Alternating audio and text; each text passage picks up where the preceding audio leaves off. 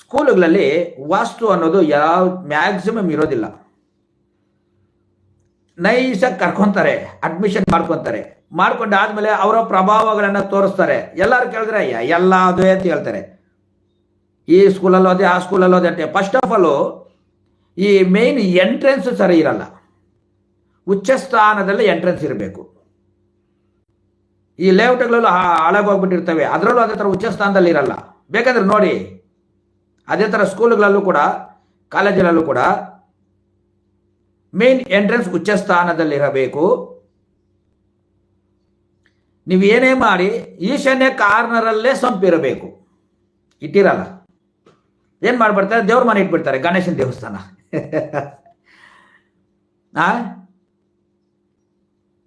ಇರಬಾರ ಜಾಗದಲ್ಲಿ ಟಾಯ್ಲೆಟ್ಗಳಿಟ್ಟಿರ್ತಾರೆ.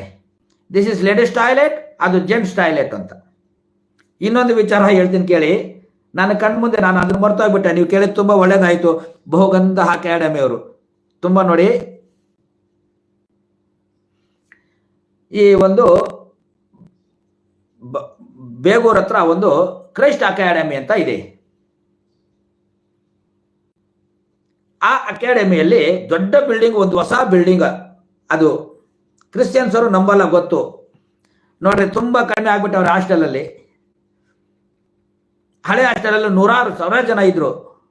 ಆದರೆ ಹೊಸ ಹಾಸ್ಟೆಲ್ಗೆ ಹಾಕಿದ್ರು, ಎಲ್ಲ ಟ್ರಾನ್ಸ್ಫರ್ ಮಾಡಿದ್ರು. ಹೊಸದು ಅಂತ ಹೇಳ್ಬಿಟ್ಟು ಅಡ್ಮಿಷನ್ ಜಾಸ್ತಿ ಆಗಲಿ ಅಂತ ಹಾಕಿದ್ರು. ಎಲ್ಲ ತುಂಬ ಮ್ಯಾಕ್ಸಿಮಮ್ ಖಾಲಿ ಮಾಡ್ಕೊಂಡು ಹೋಗ್ಬಿಟ್ರು.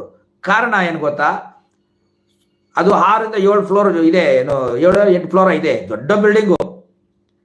ಈಶಾನ್ಯ ಕಾರ್ನರು ಕೆಳಗಡೆಯಿಂದ, ಗ್ರೌಂಡ್ ಫ್ಲೋರಿಂದ, ಸೆಲ್ಲರಿಂದ ಟಾಪ್ವರೆಗೂ ಟಾಯ್ಲೆಟ್ ಬಾತ್ರೂಮ್ಗಳೈತಿ. ನೈಋತ್ಯದಲ್ಲೂ ಕೂಡ ಟಾಯ್ಲೆಟ್ ಬಾತ್ರೂಮ್ಗಳಿದ್ದಾವೆ.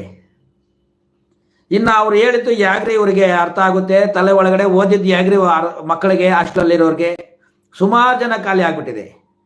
ತುಂಬ ಜನಕ್ಕೆ ತಲೆನೋವು ಬಂದಿದೆ. ಅವ್ರು ಓದಿದ್ದು ಅರ್ಥ ಆಗಿಲ್ಲ, ಕಮ್ಯುನಿಕೇಶನ್ ಡಿಸ್ಟರ್ಬೆನ್ಸ್ ಆಯಿತು ಮಕ್ಕಳಿಗೆ, ಮತ್ತೆ ಅಲ್ಲಲ್ಲಿರೋರು ಮಕ್ಕಳಿಗೇನು ಅರ್ಥ ಡಿಸ್ಟರ್ಬೆನ್ಸ್ ಆಯಿತು.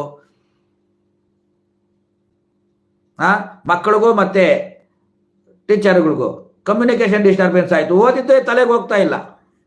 ಏನು ಮಾಡ್ತೀರಾ ನೋಡಿದ್ರಾ? ಇದು ಕೂಡ ರಾಮಾಯಣನೇ. ಇರಬಾರ ಜಾಗದಲ್ಲಿ ಬಾತ್ರೂಮ್ಗಳಿಟ್ಟಿರ್ತಾರೆ. ಮೇಜರ್ ನೆಗೆಟಿವ್ ರೇ ಇದು ಅಕಾಡೆಮಿಗಳಲ್ಲಿ. ಕ್ಲಿಯರ್?